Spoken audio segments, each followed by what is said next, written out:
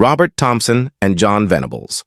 On February 12, 1993, at around 3:40 p.m., 2-year-old James Bulger was shopping with his mother at the New Strand Shopping Centre in Bootle, Merseyside, England. While she was briefly distracted buying meat inside a butcher's shop, James suddenly disappeared. CCTV footage later reported seeing James walking hand-in-hand with 2 older boys as they left the shopping center. Those boys were identified as 10-year-old Robert Thompson and John Venables, who had skipped school earlier that day. The 2 boys walked James for nearly 4 kilometers through the streets of Bootle. Several people noticed that James appeared upset and asked, "Is he okay?" But both boys replied James was their younger brother, and they were taking him home, leading him to an isolated railway embankment near Walton, Liverpool. There, they brutally attacked the toddler by kicking, punching, and being struck with heavy objects, including bricks and an iron bar. Batteries were reportedly placed in his mouth during the attack. To make his death appear accidental, the boys placed James's body across railway tracks. 2 days later, James's body was discovered, triggering one of the largest murder investigations in British history.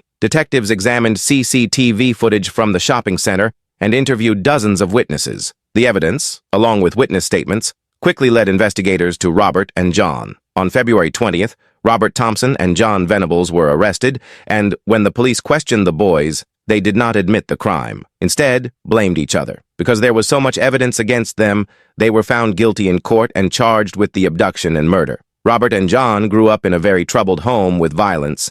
They often skipped school and developed behavioral problems from a young age. At just 10 years old, they became the youngest convicted murderers in modern British history. After serving about 8 years in secure detention, Robert and John was released in June 2001 under a new identity and granted lifelong legal anonymity.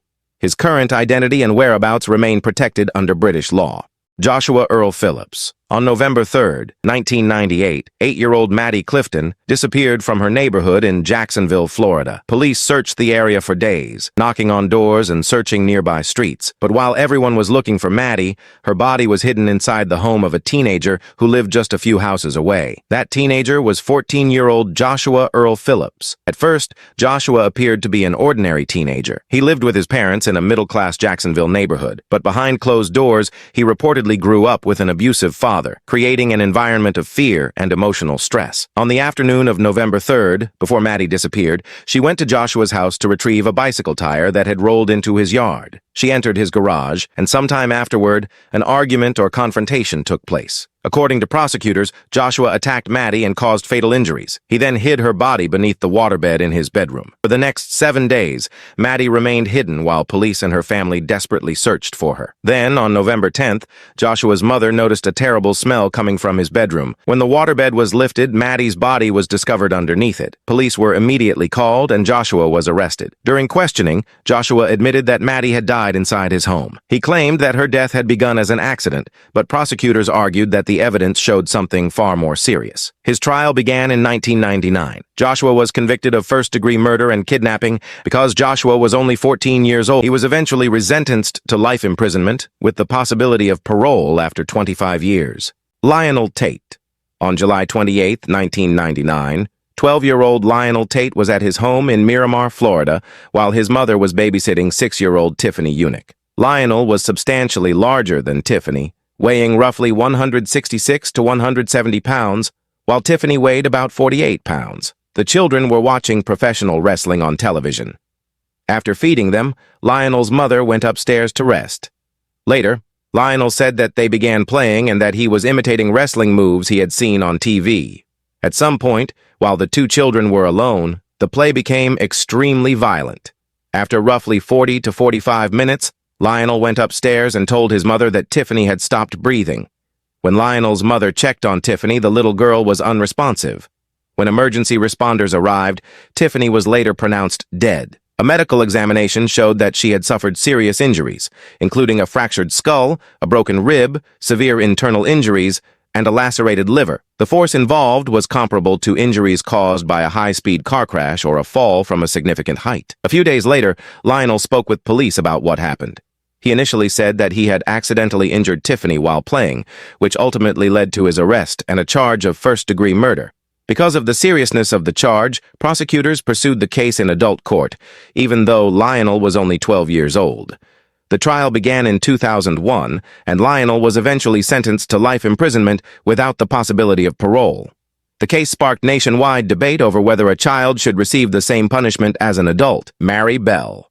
On August 7, 1968, the neighborhood of Scotswood, Newcastle upon Tyne, England, was shaken by the most disturbing crimes in British history. 11-year-old Mary Bell was arrested for the killings of 2 young boys. Her crimes shocked Britain and remain one of the most infamous child murder cases ever recorded. Mary Bell was born in 1957. She grew up in a deeply troubled home with her teenage mother, Betty Bell, who was only 17 years old when Mary was born. Living in extreme poverty, Betty reportedly worked as a prostitute to support the family. Throughout her childhood, Mary experienced severe neglect, abuse, and emotional trauma, circumstances that many experts later believed had a profound impact on her psychological development. By the spring of 1968, Mary was only 10 years old. On May 25th, she lured 4-year-old Martin Brown into an abandoned house on St. Margaret's Road in Scotswood. Pretending to help him with a sore throat, she suddenly placed her hands around his neck and strangled to death through suffocating. When Martin's body was discovered later that day, police believed he had died accidentally because there were very few visible injuries. The investigation quickly lost momentum, but the nightmare was far from over. Just over 2 months later, on July 31st, Mary struck again. This time, her victim was 3-year-old Brian Howe. She led him to an overgrown wasteland, known locally as the Tin Lizzie, also in Scotswood, where she strangled him. Unlike Martin's death,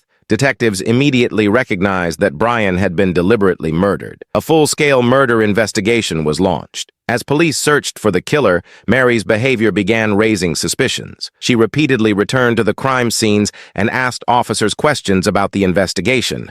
She also attended Brian Howe's funeral, where witnesses noticed her unusual behavior. Investigators eventually connected her to both murders through witness statements, forensic evidence, and information provided by her friend, Norma Bell. On August 7, 1968, Mary Bell was arrested. During questioning, investigators uncovered the full extent of her involvement in the deaths of both boys. Her trial began in December 1968, drawing widespread attention across Britain. Psychiatrists described a childhood marked by severe abuse, neglect, and emotional disturbance. The jury concluded that she suffered from diminished responsibility, and she was convicted of manslaughter rather than murder for both killings. Mary was sentenced to be detained at Her Majesty's pleasure, an indefinite sentence used for juvenile offenders convicted of serious crimes. She spent nearly 11.5 years in secure institutions before being released in May 1980 at the age of 23. Following her release, she was given a new identity and granted lifelong legal anonymity to protect her from public attention. Today, Mary Bell is believed to still be living somewhere in the United Kingdom under that protected identity. Her exact whereabouts have never been made public. Graham Young. In the early 1960s, employees, family members, and doctors across London were left searching for answers, as healthy people suddenly became seriously ill without any obvious cause. What no one realized was that the illnesses were not accidents. They were the work of a 14-year-old teenage boy, Graham Young, who had an obsession for poisons. Graham Young was born in Neasden, London. His mother died from tuberculosis when he was only 3 months old, and he was later raised by his father and stepmother. From a young age, Graham developed a fascination with chemistry, toxic substances, and famous poisoners. He spent hours reading books about poisons, conducting chemical experiments, and secretly collecting toxic chemicals. By the age of 14, Graham had begun secretly poisoning members of his own family. In 1961, his stepmother, Molly Young, repeatedly became ill with severe stomach pain, vomiting, and weakness. Doctors struggled to explain her condition, unaware that Graham had been slipping antimony, a highly toxic metal, into her food. On April 21, 1962, she died, and her death was initially believed to be a natural illness. Graham did not stop there. He also poisoned his father, sister, and a school friend, causing repeated unexplained illnesses. As the incidents continued, doctors became increasingly suspicious. After several investigations, Graham confessed to poisoning his family, leading to his arrest. Instead of being sent to prison, he was diagnosed with severe mental disorders and committed to Broadmoor Hospital, psychiatric hospital. After spending almost 9 years at Broadmoor, Graham convinced psychiatrists that he had recovered. He was released in August 1971, despite continuing to show a fascination with poisons. Soon after his release, Graham found work as a laboratory assistant at John Hadland Laboratories in Bovingdon, Hertfordshire. Once again, co-workers began suffering from unexplained stomach illnesses. As the number of sick employees increased, the situation became far more serious when two co-workers, Fred Biggs and Bob Eagle, suddenly died weeks later. Toxicology tests eventually revealed that both men had been poisoned with thallium, one of the deadliest known poisons. Police launched a major investigation, and suspicion quickly fell on Graham Young. Detectives discovered that he had secretly adding them to food consumed by his colleagues. On November 21st, Graham was arrested and was sentenced to life imprisonment and returned to hospital, where doctors concluded that he remained an ongoing danger to society. On August 1st, 1990, Graham died at the age of 42 from a heart attack, while still in custody. Known as the teacup poisoner, Graham Young remains one of Britain's most notorious serial poisoners. If you enjoyed the video, leave a like and subscribe for more. Thanks for watching.